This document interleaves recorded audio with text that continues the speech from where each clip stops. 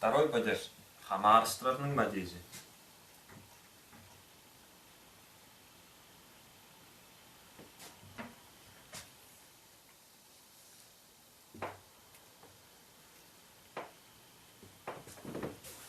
Родительный падеж отвечает на вопросы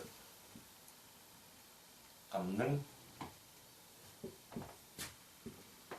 чүнің. В русском соответствует русским кого, чей. Иногда у кого, у чего. Родительный падеж в тувинском языке имеет аффикс тын, тин, тун, тын. Если основа заканчивается на глухую согласную, и в зависимости от гласной присоединяется соответствующий аффикс соответствующей гласной, либо переднего ряда, либо заднего, либо огубленное. Тын, тин, тун, тун. Если тут глухая согласная, основа заканчивается. Следующий. Нын, нин, ну, нын. Если основа заканчивается на гласную, гласная, на букву краткую, на букву Р, на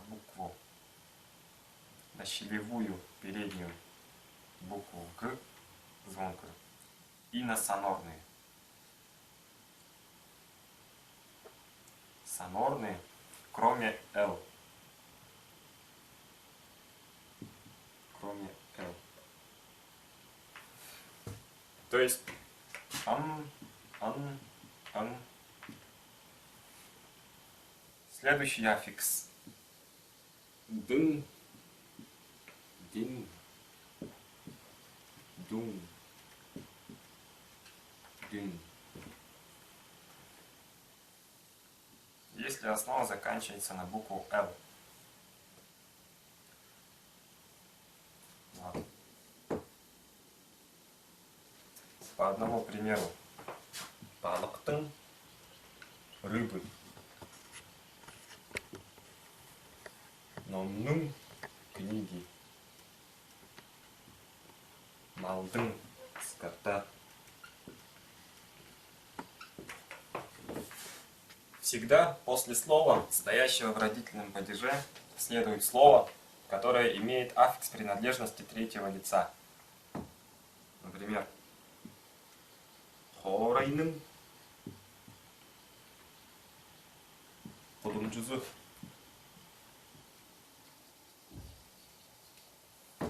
Хорайның аффикс на родительного падежа и аффикс зу принадлежности третьего лица.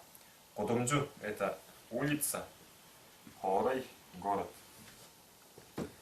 Улица города переводится. Хорайның кудумчузу. Если же слова в родительном падеже выражают совокупность однородных предметов, материал, не конкретно, а вообще, то можно опустить аффикс «н». Поэтому будет, например, хорай кудумчузу.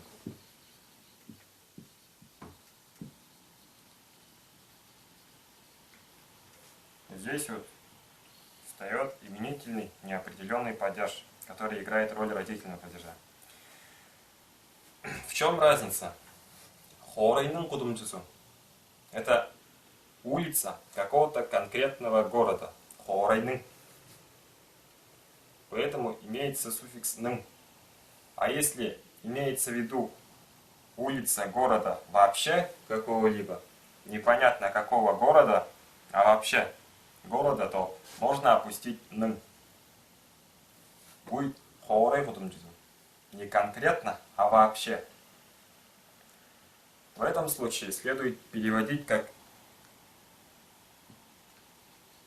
родительный падеж следует переводить как прилагательное. Городская улица. городская улица. Не улица города, а городская улица. Потому что здесь подразумевается улица города вообще, не конкретного. А следующий случай, если слово в родительном падеже выражает какое-либо вещество или материал, например,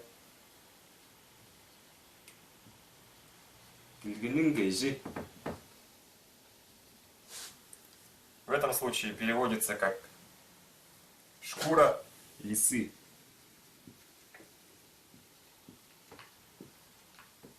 Точно так же шкура конкретной лисы.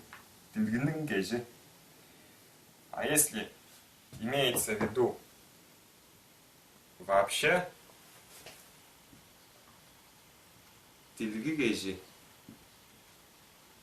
например,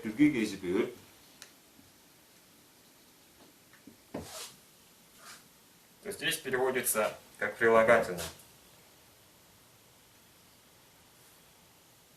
Шапка из лисьей шкуры. Шапка из лисьей шкуры. Лисья шкура. Не конкретно, а вообще. Пример с вопросом к родительному падежу у кого, у чего. Например, инектын.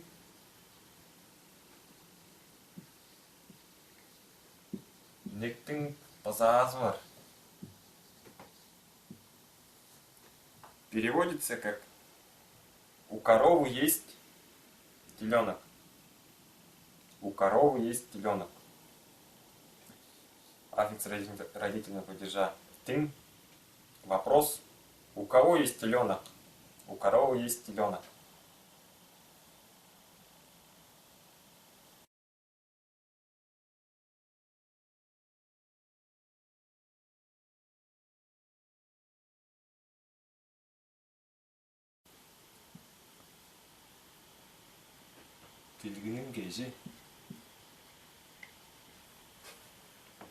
Шкура лисы.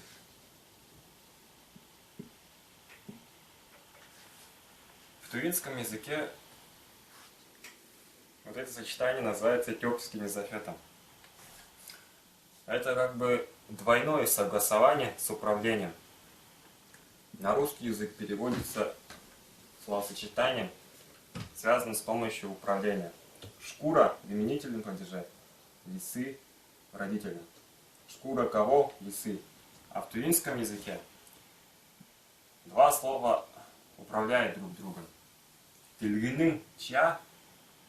Кейжи. Шкура. Чья-то шкура. Не кейш, а кейжи. Притяжательный аффикс третьего лица. Следует вот это запомнить. Особенность тувинского словосочетания. Двойное управление.